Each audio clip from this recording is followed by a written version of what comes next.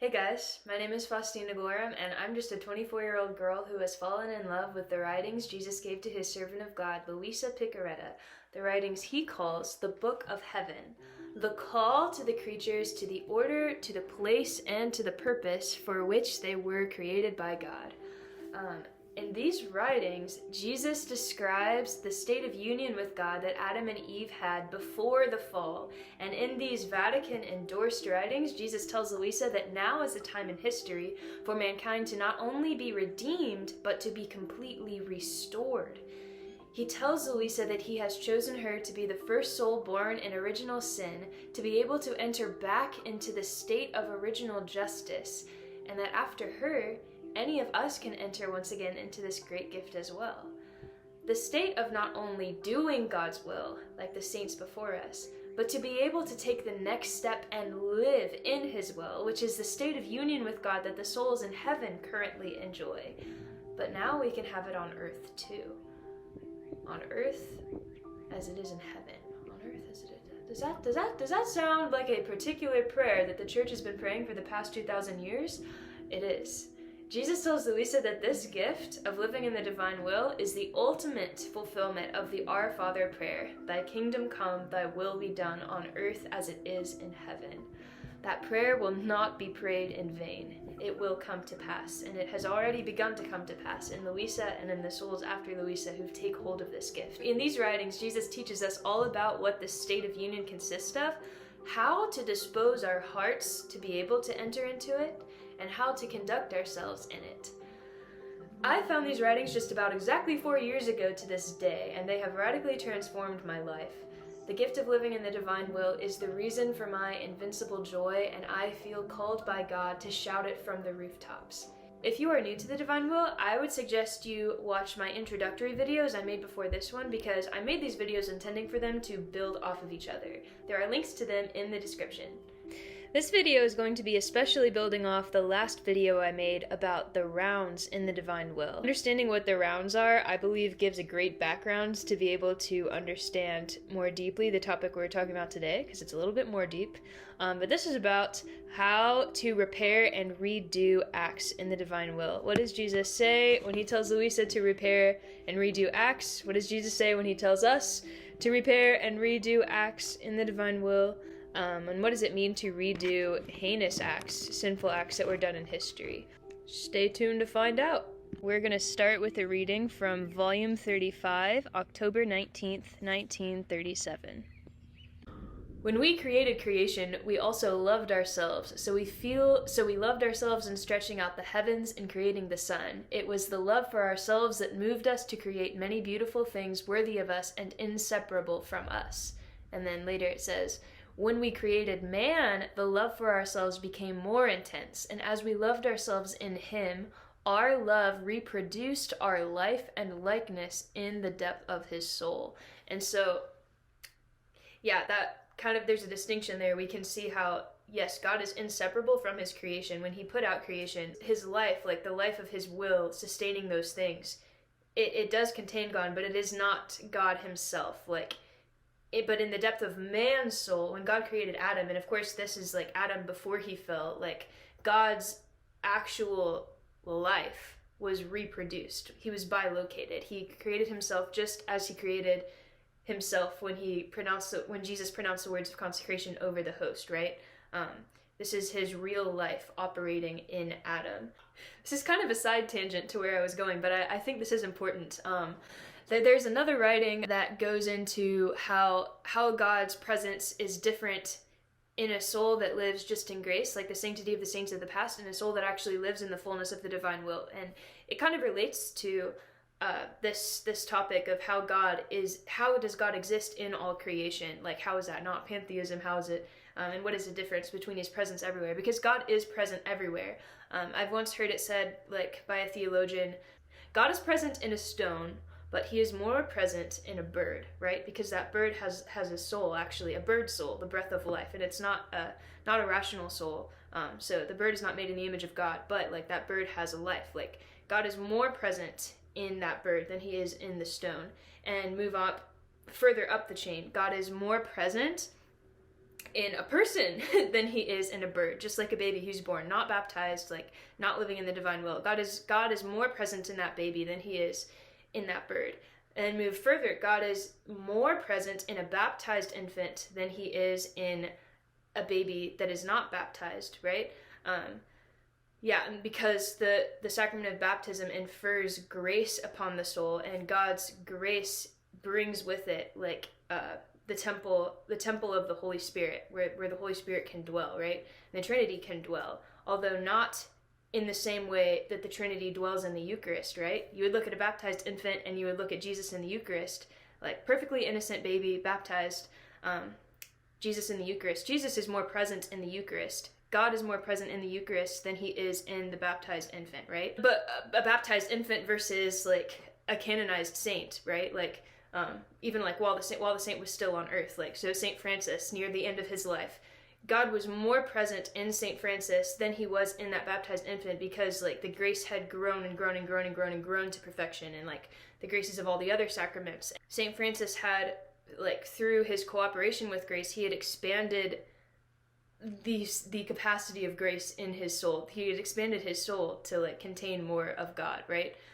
More of God's grace, and he accumulated it more and more through our life. So there's different presences of God, but then we have like this spectrum of like God being more present in like the Eucharist and the rock, right? Down at the very bottom and up at the very top, right? Like this is God's real life. Like you could say the rock is like the effect of God's real life, the center of his life, right? Like and when God, the thing about God is like when he speaks, when he creates, his creation is life itself. Like his word brings forth life. And so like it's not the same thing as when we write poetry, when we make art. Like we're putting like a part of ourselves out there, but it's not actually our life, right? But with God it's different, because when he creates, it is an extension of his life that is overflowing and is constantly sustaining everything. And so that's why all of creation is inseparable from God. Like when a poet writes poetry, even like they can feel like they're inseparable from their poetry, but like really it's not the same thing. Like they don't bring forth something that is literally a part of like their life. But with God it is. Very, very difficult to wrap our minds around, but like he's just a different kind of being. And so we understand that yes, the rock is not God, but the rock is inseparable from God, because everything is. All of like the heavenly spheres, even hell. Hell is God's justice, right? All of God's justice, none of his mercy, because the souls in hell don't want it. Just like understanding that there was nothing. There was nothing until God said, "Fiat lux, let there be light." God is literally all that there ever was. So everything you see around you is an extension of his life. But it is not the center of his life, like the Eucharist. The Eucharist is truly Jesus, like in all of his entirety, the entire Trinity. God in his whole entire essence is present in that Eucharist, and he is operating from within that Eucharist. That Eucharist is the center of all creation, right? And the Eucharist contains all creation, technically, because God is inseparable from all of his creation. And he's bilocated in the form of this little tiny bread. And so the souls who live in the divine will, it's actually Jesus, the Trinity, bilocating into their center, right? And so the difference between, is God more present in the Eucharist or in a soul who lives in the divine will? It's the same thing. And of course, though, like with the divine will, there's constant growth in degrees. There's constant growth in kind of like the baptized infant going to the Saint Francis. Like there's constant growth in like our souls expanding to be able to contain more of God. This is such a mystery. I don't understand how it works, but there is a growth. But Jesus does say in the writings that a soul in the divine will, that God's presence is in them in the same way that he is in the Eucharist. And what he means by that, I'm going to read Volume 33, March 11th, 1934. "You must know that the soul in grace is the temple of God. But when the soul lives in our will, God makes himself the temple of the soul. And oh, what a difference between the creature as a temple of God," so St. Francis, "and God as the temple of the soul," Louisa.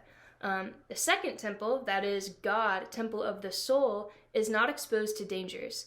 The enemies cannot get close, passions lose life. In this divine temple of ours, the soul is like the little host that holds her Jesus consecrated within itself. I'm going to read volume 12, March 4th, 1919, because this continues on that.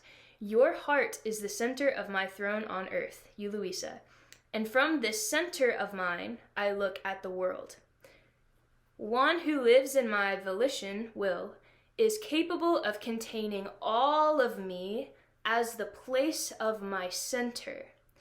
This is because this soul lives in the center of my being, and I live in the center of its being. But while I live in its center, I live as within my own center. On the other hand, one who does not live in my volition, even if they're good and holy, cannot embrace all of me. Therefore, at most, I can dwell there, but I cannot erect my throne. So, yes, God's life is present in the saints. He's present in baptized infants. He's present in any person. He's present in an atheist, whether they know it or not, in varying degrees, of course, but only in a soul who lives in the divine will, and it's not due to any merit of their own. It's just that this grace, this gift of living in the divine will, it's a space to be able to hold God, the entirety of God, right? As within like his center. And so like from within the soul who lives in the divine will, all of creation is like swirling around it. Like the soul becomes the center of the universe, but they can only get to that place, of course, if they enter into their nothingness, right? Like you can't enter this gift unless you say I am nothing and God is all, and really mean it with all your heart, right? So like this is what like the gift is, and this is what the original purpose of creation was, and this explains deeper, on a deeper level, how it is that Adam, before he fell, was able to enter into all of creation and give God eternal, infinite, immense glory, but Saint David was not, because Saint David did not possess God in his center. Saint David did not live in the center of God, and God did not live in the center of David, fused as though they were one, just because the gift was not available yet, right? This is not because of merit, but Adam, because he had this gift, Adam and Eve, they were able to contain God in their center and live in the center of God himself. And so from within Adam, all of creation was swirling around, right? Coming out of Adam, coming out of God, operating from within Adam, fused and one with him. Because God wanted to co-create with his creatures. He wanted us to be a part of everything. And so this is the inseparability with all creation that comes with the gift of living in the divine will. And yeah, you can say, a soul who lives in the divine will can say like that they are everywhere and in everything, that they do everything, even though they quote unquote do nothing. Like Louisa just sat in her bed like writing. She didn't do big things, but she did everything because her soul was bilocated everywhere. And also all of creation was centralized in little Louisa. And so not only is, because Jesus tells Louisa that like when a soul who lives in the divine will, he's able to recreate all of eternity, all of the heaven, every rising of every sun, all the acts of all the saints past, present, and future, every act of Jesus, every act of Mary, the ab eternal love and internal work of the Trinity from all eternity is all centralized in the soul that lives in the divine will, and they contain all of it within themselves. Just like all of eternity, everything that God is and ever has been and ever will be is all concentrated in the host, in a tiny little speck. And we are the same. We are a tiny little speck. We're a nothing. But when we give ourselves and enter into our nothingness and get rid of our pride, get rid of our ego, of our desire to grasp onto like being something, God is able to make us, to centralize everything within us in the same way that he centralizes it in the Eucharist. And so he's able to actually operate. I'm going to read that section again from volume 12, May 4th, 1919. Your heart, Louisa, is the center of my throne on earth, and from this center of mine I look at the world. Goodness gracious, that's incredible. It's the same thing Jesus does in the Eucharist, right? Yeah, and this is what the gift is. And so when you're doing your rounds, when you're meditating on this, like you can, when you enter into the divine will, have the understanding that everything is contained inside of you. You don't need to look. All of the graces, all of the source of all of the sacraments truly is the will of God, the center of God. Everything is in you, right? Of course, this doesn't mean you don't go to the sacraments, because it's God's will that we go to the sacraments, and we're able to actually grow more and more and more God's presence within us, because our soul expands more to be able to contain more of him every time that we do receive the sacraments, right? It's a mystery of how that works. But yeah, even with God, even eternity can increase. Don't ask me how that works, but this is how we can understand the rounds. Like I have possession of every single bird chirping already within me, and so when I pray, that bird is loving and praying as well, because that bird is a part of me. It's an extension of me. It's my member, and I also know that I am inside everything. It's incredible. Okay, all of this is the background information that is leading up to how I can answer a question that I received in the comments. How do we redo acts of other creatures, past, present, and future? Help me to understand exactly how we redo heinous acts, those we are aware of and those we are not or haven't been committed yet, to make reparation. This is a theme that is repeated often in the divine will. If you read Louisa's writings, Jesus is often talking about this repairing and redoing all acts of all creatures, past, present, and future. And people are often confused about that, because, whoa, what does that mean? Does that mean that we can kind of make it so that other creatures don't sin? Like, do people end up not going to hell because we redo their acts? What does this exactly mean, right? Like, okay, this is very, very complicated, but also very, very, very simple, actually. So this repairing and redoing of acts, it's not something that we would see in the physical realm with our eyes, but it's really, it's a spiritual reality that is unseen, that would only be able to be seen in heaven, right? First thing to understand is, kind of what I was getting into, this co-creating with God, this creating of divine lives, this way that God created us, that he originally intended, right? That is truly the marriage feast between God and man, right? Okay, so what happens when a man and a woman, get together? They become one flesh, and their love produces life, right? Children. This is how man and woman were made in the image of God, right? It's kind of a mirror of God's internal life in the Trinity. When the Father loved himself and created another person, Jesus, and then the love between the Father and the Son was so intense that it created another life, the Holy Spirit, right? The Holy Spirit is the love between the Father and the Son. God's generative virtue, like this is the generative virtue of God, that his love produces life, right? And this is the way that he created mankind to be as well. And this isn't just in the realm of, well, when a human man and a human woman get together, they create a child, with their love, or God creates the child, but but also in the spiritual realm, this is how God created every single person, regardless of their state in life, or if they would actually have physical children or not. God created us, and God created Adam and Eve before they ever had children to create divine lives, and it was a marriage between God and Adam. The marriage between God and Adam was that the divine life of God and the divine life in Adam, right, inseparable from Adam, they would meet together, and in that embrace, they would create a divine life, right? It's these divine lives, these recreations, these bilocations of God's life that are flying up into heaven and flying up over all into the whole world, just exponentially increasing the glory and the love. Jesus refers to these as divine lives, and so when God and Adam, in every act that a soul in the divine will does, it's like God and Adam meet in that act, in that breath of Adam, in that thought of Adam, in the word of Adam. In every one of these acts, the two divine lives are loving, and they're creating another divine life. So it's an image of what's happening with the Trinity. Of course, it's not the exact same thing, but it is like the Father and the Son loving each other, creating another life, the Holy Spirit, with the love between them. And it's the same thing with the gift of the divine will. It's like God puts the Father puts, it's like an image. To me, it seems like an image of the Father, Son, and Holy Spirit. It's like God the Father, like the Trinity in heaven is like an image of the Father, like bringing forth and sustaining the life of the Son, which in this case would be like Adam, and then they're coming together, they're creating a divine life, which is like an image of the Holy Spirit.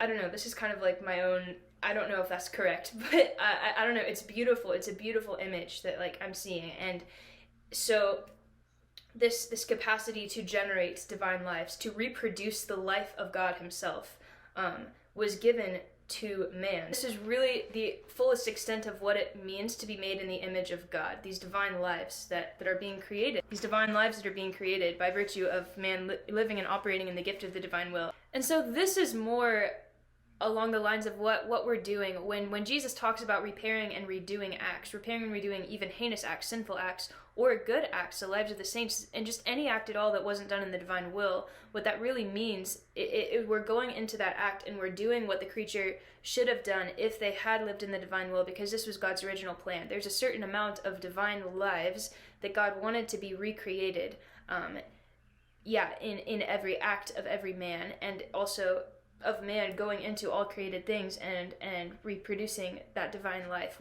by doing the rounds, by loving God and all created things, like this divine life and this divine life coming together to create another divine life, because it takes two to create a life, right? This is kind of the machine, and the purpose of the whole creation was that man and God would exist in this marriage that would be fruitful in a divine manner, creating these divine lives. And that is what we are repairing and redoing for. I'm going to go into more detail of that later on. But yeah, just understand, this is a spiritual realm that we're talking about here, not a physical, we're making it so that things never happen, right? Okay, I drew this little picture. If you can read this, this says, inhaling a divine good. This is Adam. And this is like this is like the clouds. This is like God. This is Adam. This sun that you see in Adam is the space, the divine will that's in him, right? And this is really where this divine good is able to have its space to reside. And what happens when God meets God, the two love each other.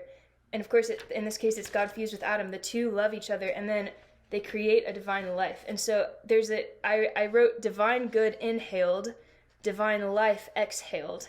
It's like, and this is like in every instant, in every act that Adam did, and even in the most natural things such as breathing. And I think breathing is a symbol of what our life is, like with God. Not even as a symbol of what our life is with God. Like we receive from God, and then we're meant to give back to God.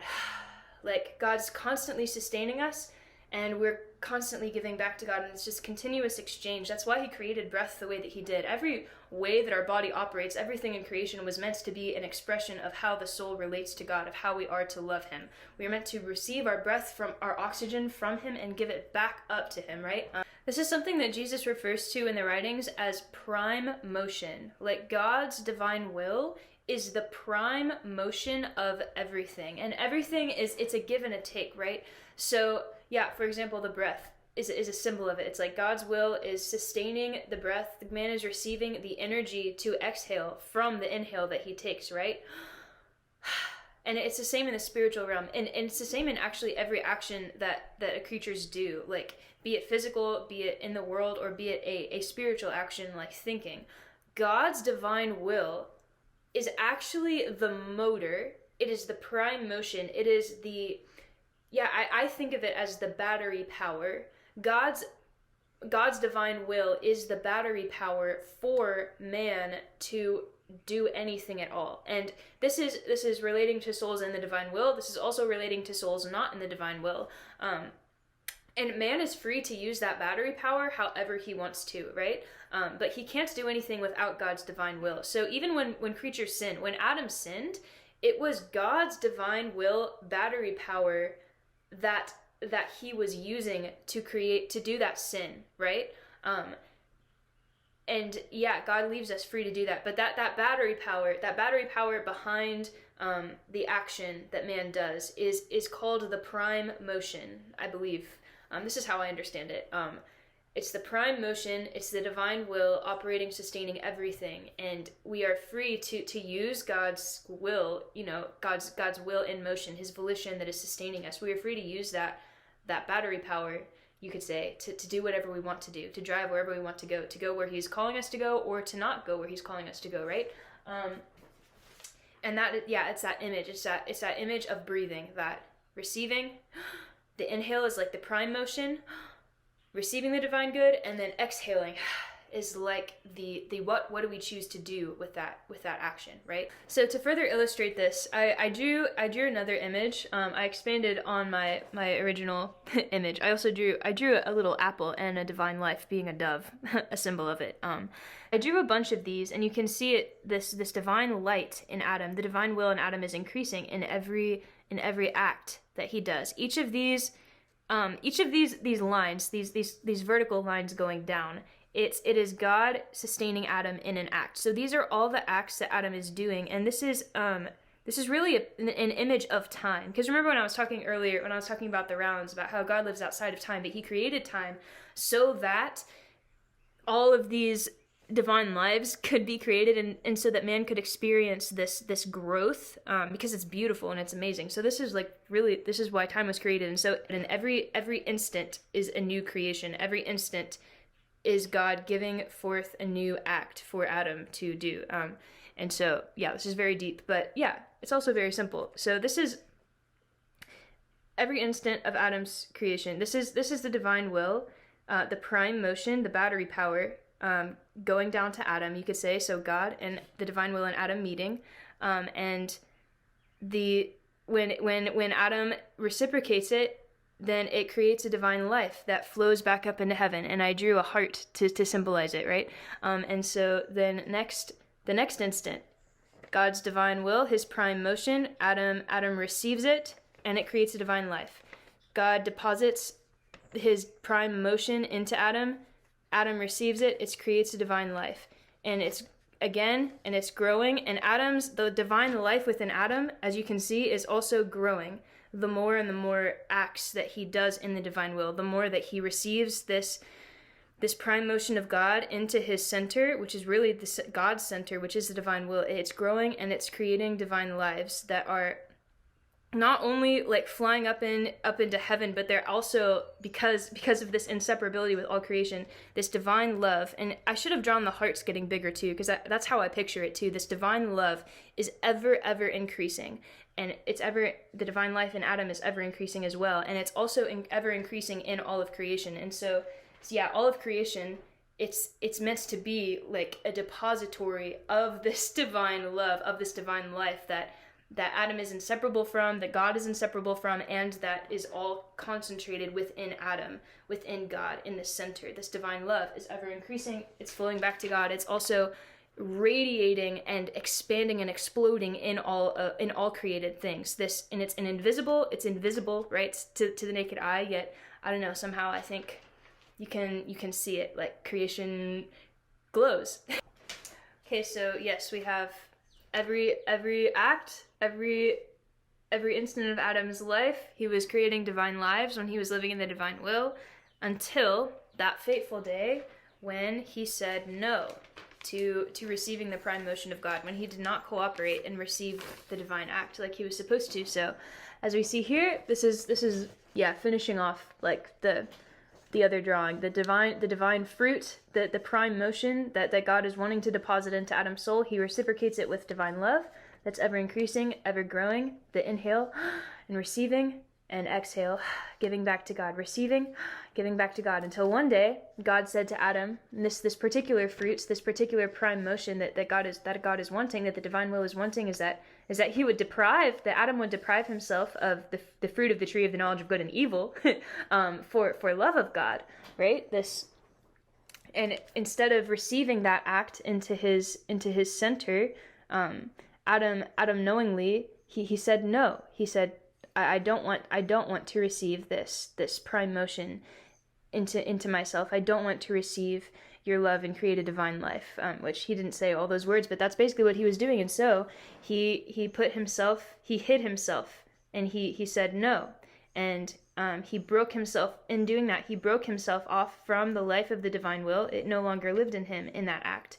And the fruit is now hovering above Adam. And as you can see, I drew this circle. God's wanted act, I drew it going inside of this circle that's hovering above Adam's head. Because when God issues forth the divine good, something good that he intended to be created, he never takes it back. And even if the creatures refuse it, like Adam did in this moment, he refused receiving that act of loving God more than he loved himself, right? That the fruit of that good that God wanted, it is still hovering over Adam. It's in suspension, you could say. Adam did not receive it, but it's still hovering in suspension. Adam's fall was from, he used to be operating in the divine sphere, which, like we said, this is really something that we wouldn't be able to see with our naked eye, right? This receiving and creating of divine lives, right? Now Adam is operating in the human sphere because he does not have the divine life operating and living inside of him anymore, the center of it. Even though God's prime motion is still sustaining him and God's life is still in him in a way, it's not, God's life is not in the center. God's center of life is not centered in Adam, right? That's the difference. So Adam is operating on the human level, and he can no longer receive these divine fruits into himself. And really this divine fruit is like God's wanted will, God's divine will.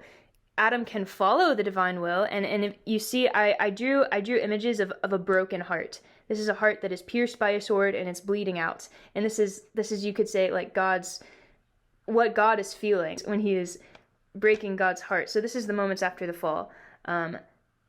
Adam hides from God, right? Adam blames his wife, and of course, yeah, his wife is doing the same thing. Eve is equally to blame for all of this, and they're both doing this. But then at a certain point, they repent, and they are, yeah, God's fruit is still, God's divine acts are hovering in suspension.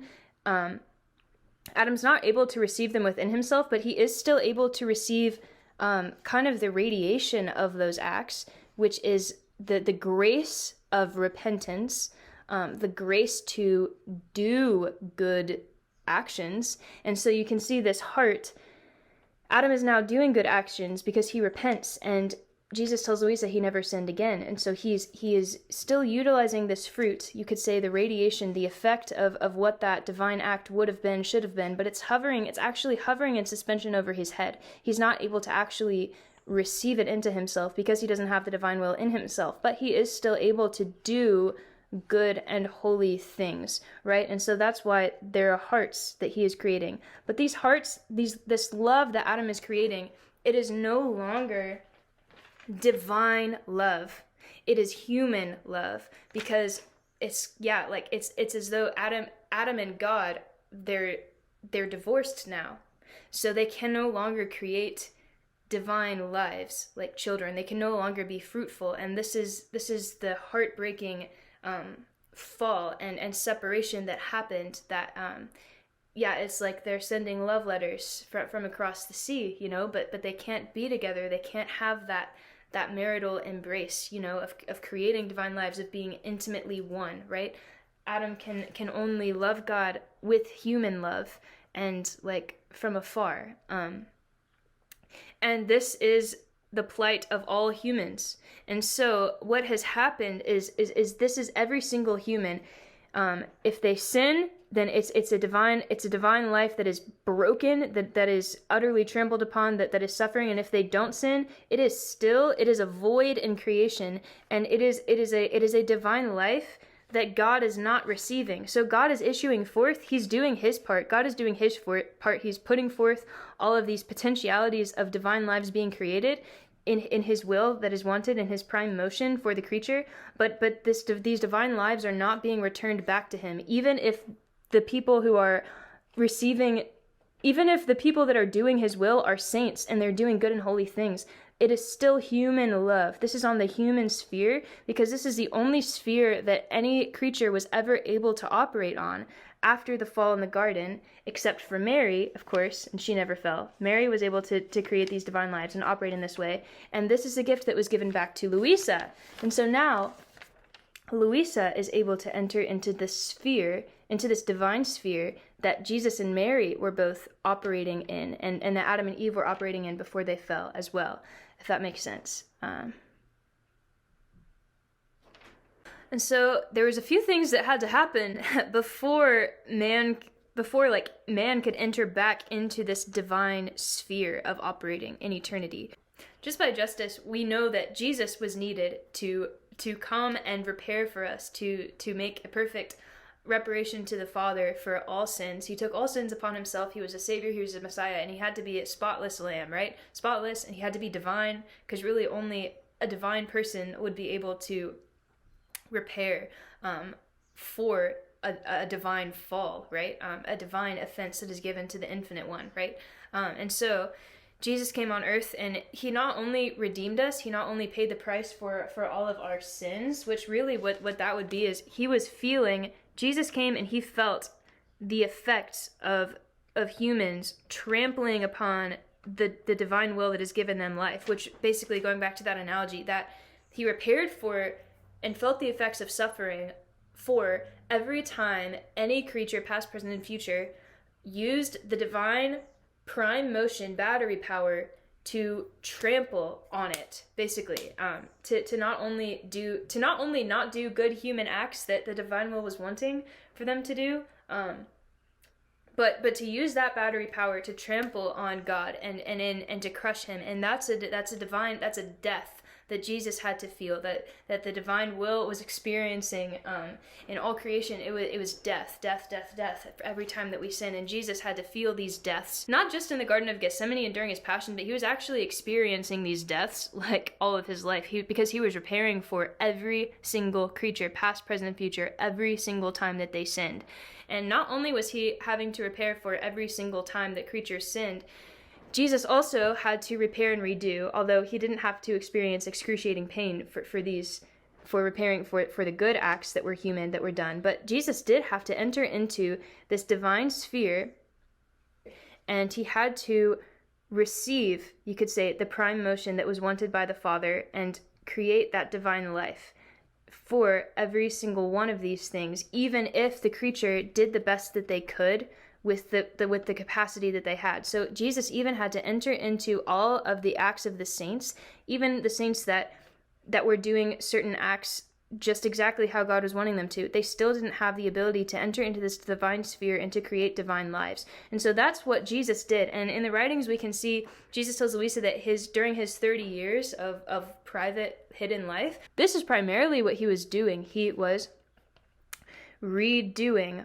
all of these acts that should have been done in a divine manner, but were not able to be done in a divine manner. So past, present, and future, all souls ever created, he is going into those acts that were wanted by the Father, and he is receiving them, and he is creating the divine life that was always intended to be created. And so Jesus did this. He entered into this divine sphere. And also he tells us in the writings that Mary followed him in doing this, and she wanted to experience all of his pains as well. And so Mary took part also in the suffering of Jesus, that he was experiencing, the deaths for these souls, because she was the mother of all of us as well. She had to feel these. And so Jesus tells Louisa, it's like a braid. Jesus and Mary were braiding each other. We're braiding with each other, redoing all of the acts of all creatures, past, present, and future, that they should have been doing, receiving all of the wanted acts from the Father in a divine and eternal way. And so I went back to illustrate this, Jesus and Mary's divine lives that are being created. I went back and I drew two hearts that are here with the divine good, right? This is what is happening in the divine sphere. But the thing is, and this is, for all acts of all creatures, and of course every person has like a whole different plane, so this is like extremely immense that we're talking about, all of these acts in this divine sphere that is hovering, because Jesus tells Louisa that even though Jesus and Mary went into this divine sphere and redid all of these acts in a divine manner, and if necessary they suffered the pains of the divine will rejected, and repaired for it in that way. So that would be the heinous acts that we're repairing for, the suffering. Jesus tells Louisa that even these divine lives, this eternal love that was being generated by Jesus and Mary and were prayed for, it was still hovering in suspension. It was not going up to the Father.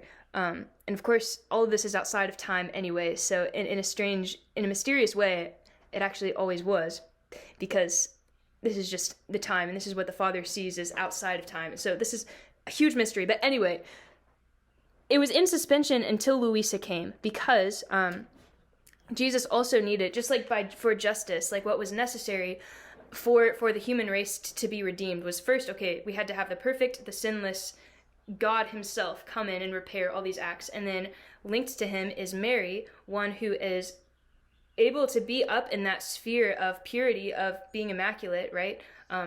Because she's immaculate, and she can enter into that sphere because she has the gift of the divine will. And so she has that in common with Jesus, although she was not a divine person. So, Jesus was needed to go in there first in order to repair for the fall, and then he could bring another one, and he needed her to be immaculate to have that exception. And then, though, to finish it off, to finish off this reparation, is that we need souls now to be able to enter into this, and even souls who were conceived in original sin. And that was the issue for the longest time, why no soul, no matter how goodwill they were, they couldn't enter into this because they were conceived in original sin, until Louisa came, because Jesus said this is time. And he took her, this is beyond any of our comprehension, but he did things to her. He had her go through extreme crosses, like a lot of suffering, and he did unheard of prodigies in her soul, in order to work the greatest miracle of allowing a soul born in original sin to enter back into the divine will. And ultimately, this is an answer to the prayer of humankind throughout history. This is why he had us pray and pray and pray and pray and pray. Like, ultimately, this is not something that we could merit ever. Like, we could never merit the Redeemer, yet God also, like, needed us to pray because we had to in some way merit, in part, this great gift by praying for it. And so the Our Father prayer that has been prayed by the church for all centuries, all the sufferings and all the pains of all the martyrs, of all the saints, like, it is all pledges of love, like a prayer, because we're all one family, right? The human family is all one. And so as a whole, the church, mankind, there were finally enough prayers said, and the church was finally mature enough and grown enough to be able to receive, to have God work this prodigy, to merit this prodigy of Louisa being purified and going through this process, enough to be able to now enter again into this divine sphere. And so now I'm going to draw another heart in all of these things. So now we have Louisa also entering into this divine sphere after she's been purified and she receives the gift. And now, so I drew 3 hearts. There are 3 hearts in all of these suspended acts that God put forth. And this is, like I said, again, hovering over every single act of every single creature, past, present, and future. Regardless of what they ended up doing with the thing or not, if they sinned or if they did love, like, this is this divine sphere that we're talking about. Jesus, Mary, and Louisa, they braided each other. I'm trying to make a braid with my fingers.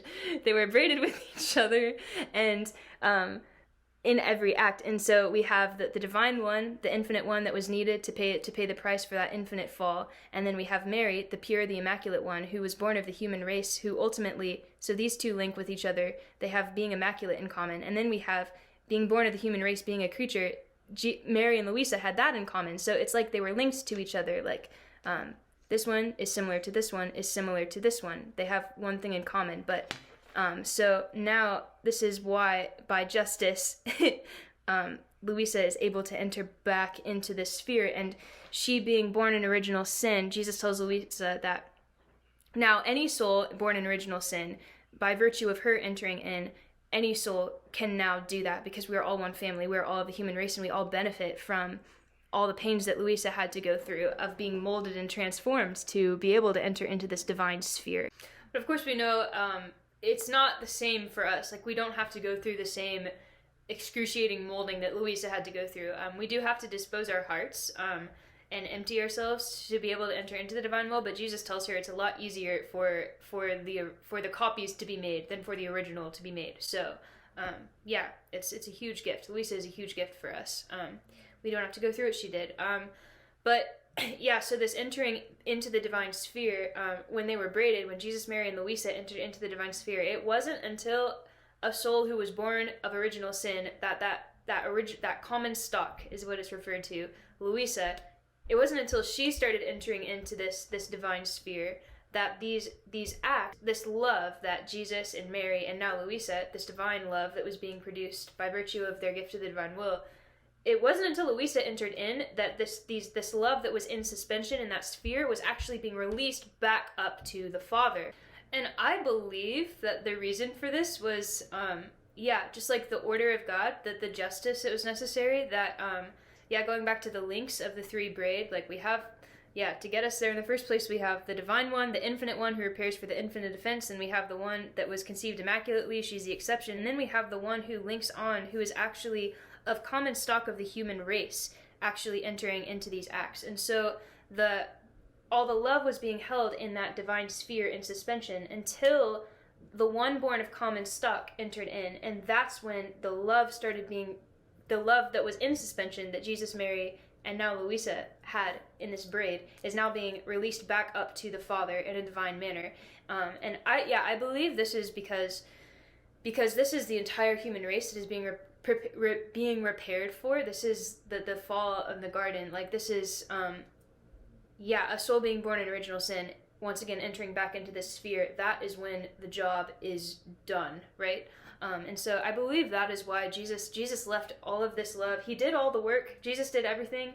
Mary followed him in everything, and it was left in suspension for us to actually take hold of, receive, for the job to actually be done. And so he kind of leaves us with the cherry on top. All we have to do is enter into it, and then it's kind of it bursts up.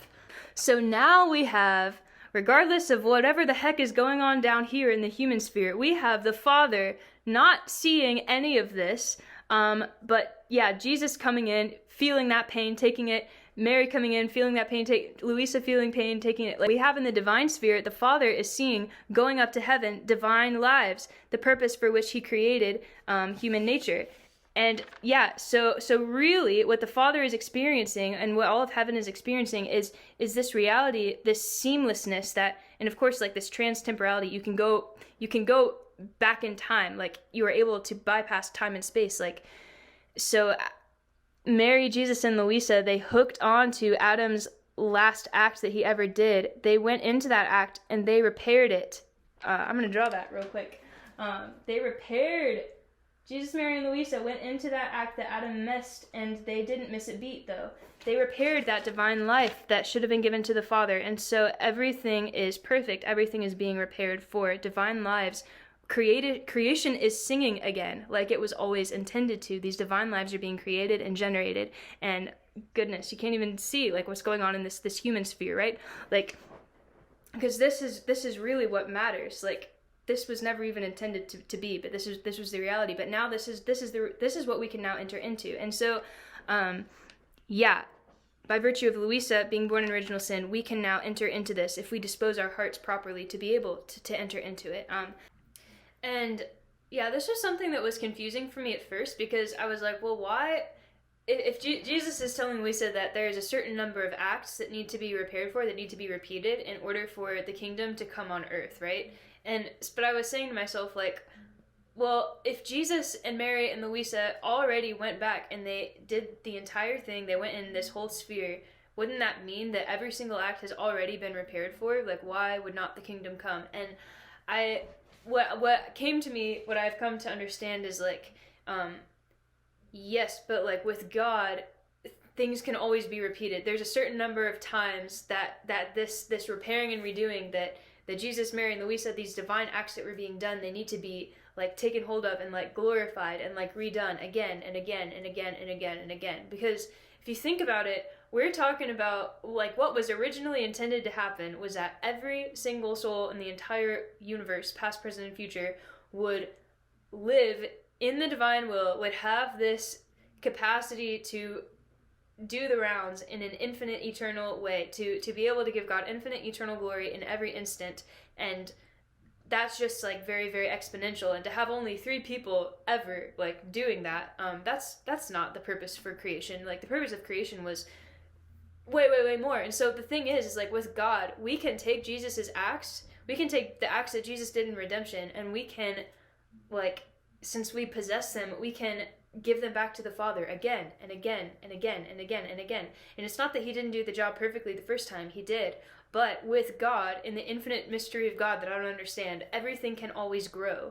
There is an eternal capacity for even the infinite to increase to the infinite. And so what I see it as is like we are glorifying the work that Jesus did. A certain number of times, a certain number of people doing it a certain number of times, glorifying what Jesus did, glorifying the Father for everything over and over and over again, and even taking the acts of Mary, the acts that the divine will did in Mary. Like, we're not worshiping Mary, we're not worshiping Louisa, we're adoring the divine will operating in them and giving it back to the Father in that eternal way. And so now we can also enter into this sphere and take all of this love and give it back again and again and again and again and again. And there's a certain number of times that needs to be done in order for the divine will to come to reign on all the earth. And so it's actually really, really exciting that, like, the job isn't finished yet. Like, it is finished, everything is done, but we still need to go into it. The little children of the divine will right now, we need to be going into those acts and repeating them and redoing them over and over and over and over again. And like I said, this is in the spiritual realm. This isn't like you literally physically blink your eye 1 billion times for every time that any person ever was supposed to blink their eye. Like, no, it's an intention of the soul. Like, this is exercising a capacity of the infinite one in your soul, because technically, if you look inside yourself, like in the divine will, just like meditating on the fact all of eternity is in you, right? You possess everything. You possess all that God is, all that the divine will has ever operated, and you possess all of the acts of all creatures. You possess all of the acts of all of the saints already within you. And so, yeah, you can redo all of their acts just with a simple intention, even just like with your breath.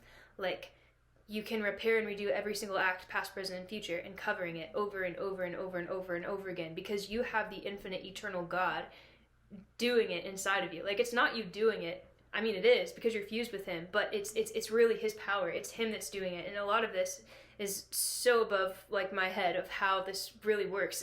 We're never going to really understand how it works, but it's an intention.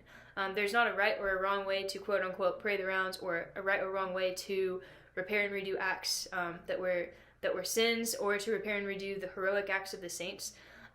We can even like redo Jesus's acts. I see it as like when we redo acts, we replay them. It's like we take them and we take hold of them and we glorify it. We give it back. Like, we play it over and over and over again. And so Jesus' glory on the cross is increasing every time that souls, especially souls in the divine will, go back and meditate on his death on the cross. Like, and we contain it. We contain everything within ourselves. I think that's the biggest thing to remember. Like, and so yeah, just to recap, the answer that I would give to that question, how do we redo heinous acts and acts that haven't even been committed yet, is primarily just firstly understanding they've already been repaired for. Like, really what reparation is. Okay, so when an evil is defined simply as the absence of a good. So technically, evil in itself is not a thing that exists. Evil in itself is just a lack of a good. And so it's an empty space. It's a void. It is this empty space where there should be something good, but there's not. And so, yeah, depending on how evil the act was, the act is more or less empty of good. But either way, like all acts, even good acts, they're empty of divine love. And so we can enter into the acts of the saints, right? And elevate the love that they did do. We can enter into that love of the saints because we possess it within ourselves, because we possess everything in the divine will. And we can raise it up to an infinite value, right? And of course, Jesus, Mary, and Louisa did this as well. This picture is not by any means perfect, but With the heinous acts, it's an empty space. It's an empty space of love, of divine love. And Jesus did already repair for that. He already filled the empty space in with divine love, and by virtue of suffering love. He tells Louisa in the writings that suffering redoubles love. And so, he repaired for that act by suffering the effects of it and giving the glory that should have been given back to the Father, the divine love that should have been given back to the Father, back up to him, thus filling in the empty space. So, yeah, we see things through human eyes, we see things in the physical realm, and it looks like, well, evil sure does exist to me. Like, people are killing each other, people are doing awful things to each other. Yes, evil does exist, but actually in the spiritual realm, evil is not a thing that exists. So we can, if that makes sense, we can fill in the empty space of the evil with the divine love.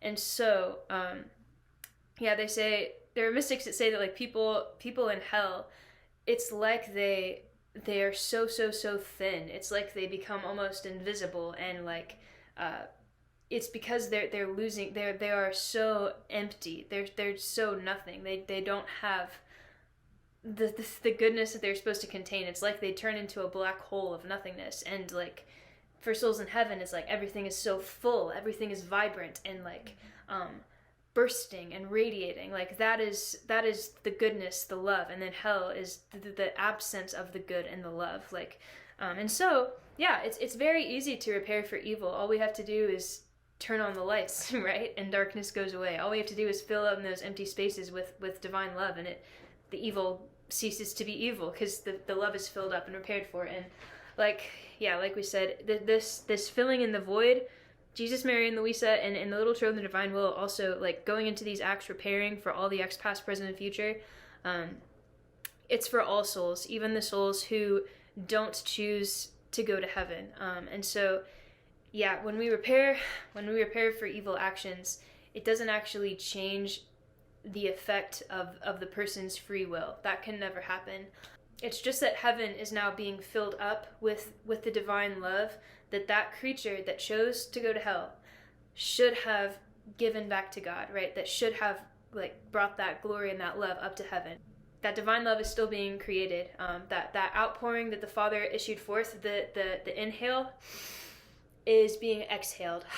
When a soul chooses to take that inhale and just hold on to it and keep it, and then just exhale it and spit it onto the ground, like that's not being given back to God. But we can catch that same inhale and give it back to God, like regardless of what that soul did with the battery power, right? Going back to that analogy that God gave to them.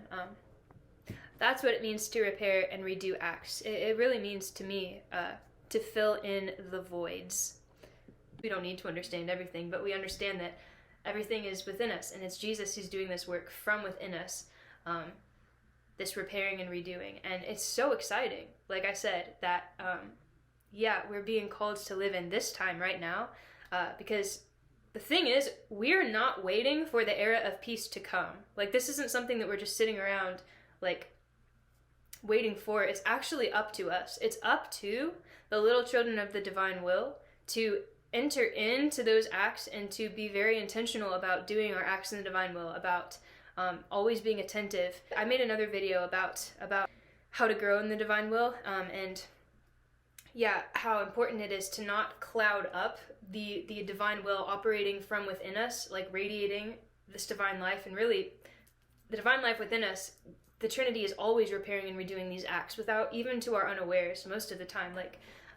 But when we cloud up the operation with our voluntary distractions, with our voluntary imperfections, like, or wanting the divine will but not being all eyes, all heart, like all ears for being attentive to it in our everyday life, that is clouding up the divine will's ability from within us to be redoing these acts to the greatest capacity possible. So it is up to us. It is up to the little children of the divine will to live this life as intensely as we possibly can, as we doing our rounds of creation, going into ourselves, doing that work of repairing and redoing acts, of meditating on that, and in our everyday life to embrace the suffering as reparation. Like, we talk about how to repair for heinous acts, like the sinful acts. Really, that I believe that happens when suffering comes to us in our everyday life, or when we take up a penance to repair. When we embrace that, we are sharing, having a share in what Jesus experienced, what the divine will was experiencing, of that heartbreak, that crushing of that person taking the battery power and stomping all over it. Like, whenever we're suffering, it's like we're getting stomped all over too, and that's repairing and redoing and repeating the reparations that Jesus did 2,000 years ago for that heinous act, right? And yeah, it's a mystery, only the Father knows, but there's a certain number of these repeated acts that need to be done before the kingdom can come on earth. And we don't need to know all of the little tiny details, but we just need to do our very best to live, not just to live in the divine will and to make sure we're living in it, but to live as deeply as we possibly can in the divine will, to be so attentive, to make this our everything, and to embrace the crosses and not resist things when they come to us. That is what is going to bring about this era of peace quicker. That is what is going to get us through these times of tribulation quicker, if we take charge of this. We are living in a time of great turmoil, great darkness, great confusion. Things have never been so dire, and perhaps you were created for such a time as this, my friends. This is the purpose for which we were created, and it is so incredible that we are chosen to be alive right now so that we can take hold of this gift and be the warriors that God has called us to be, to bring this kingdom of heaven down on earth to reign in all the world. This is the mission, this is the calling. It is a simple, easy, but immense life that we are invited to live, through living in and fully embracing this gift of living in the divine will, of being so attentive, of making this our entire life, at every moment of our life. This is what is going to bring about this kingdom faster and faster and faster, and it is incredible that it is given to us to renew the face of the earth. I believe that these events we see going on in the world, the disasters we see, all of the confusion and chaos in the church and in the world, like, it's all going to get worse. The quicker and quicker, the more acts that we do, the more souls enter into this and live this life intensely.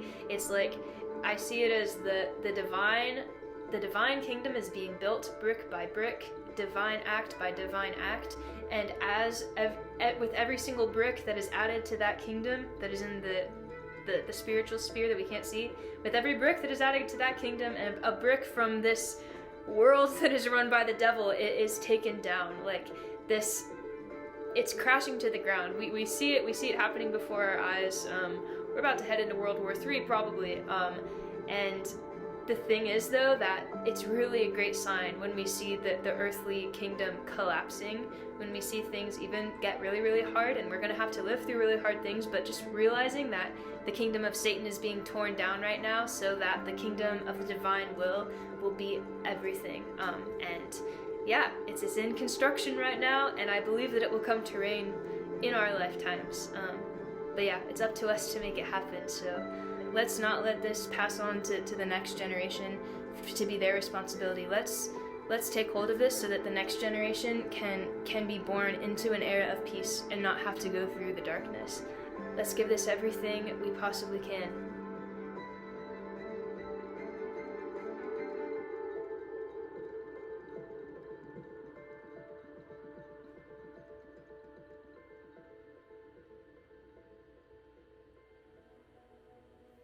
Fifth Round in the Divine Will. Original Sin by Louisa, the little daughter of the divine will. In never wanting to leave this unity of your divine fiat, I follow step by step our first parents, who in committing original sin went out of this unity to their own great misfortune. In choosing to do their own will, they fell from the highest state of all joy and delights into the abyss of all miseries. In seeing the most beautiful creatures cast themselves out from within the will of their Creator, the heavens and earth were shaken. All things were shaken to their foundation. And you, my adorable Majesty, upon seeing this dear jewel and beautiful statue of yours that dwelt within your own will, rob you of the beauty, the joy, and the delight you experienced, felt such great sorrow that your justice ignited against them. My Jesus, this is why I never want to leave this unity of your divine will. Instead, I wish to entreat you to grant us what our first parents had lost, so as to remove from them the dishonor impressed upon their foreheads on account of having done their own will, and to maintain with you the joy, the bliss, and the delight you experienced in the early days of man's creation. I wish to impress upon you my mystical kiss and offer you continuous reparation to assuage your sorrow that was so great that it ignited your justice. I wish to appease your justice by turning to the peace and light of the unity of your will, and in this way elicit from all creatures one outcry. May the kingdom of your fiat come. Restore to us the early days of creation. May all things experience anew the rejoicing, joy, and delight of the first harmony between God and man. I will not leave you, nor will I get down from your lap, unless you give me your word that will restore to us the kingdom of your divine will. My Jesus and my life, O adorable Trinity, your little daughter will not leave you in your sorrow. I will never leave the unity of your will. I promise and vow never to do my own will. On the contrary, I bind it to the foot of your throne, never to look at it again, and I offer you a solemn and continuous reparation for Adam and Eve's withdrawal from your adorable will. In the unity of your will, I, who desire to acknowledge it, assimilate myself to you, sweetest life of mine. I unite myself to the thoughts of all souls, from the first thought of Adam to the last thought of the last creature on earth, in order to impress upon their thoughts my I love you, Jesus, and I offer you my reparation and glory, whilst entreating you in every thought of theirs to establish on earth the kingdom of your divine will. May all intelligences understand what living in the will of God means, and may all souls eagerly implore its reign and dominion. In the unity of your will, I unite myself to every look of every creature. I bilocate myself in every one of their words and seal my I love you, Jesus, and all of my acts of reparation in your will, so that through them I may obtain your kingdom. In the work, step, and heartbeat of every creature, I say to you, Jesus, I love you. I offer reparation for all sins committed, and I implore the kingdom of your divine fiat.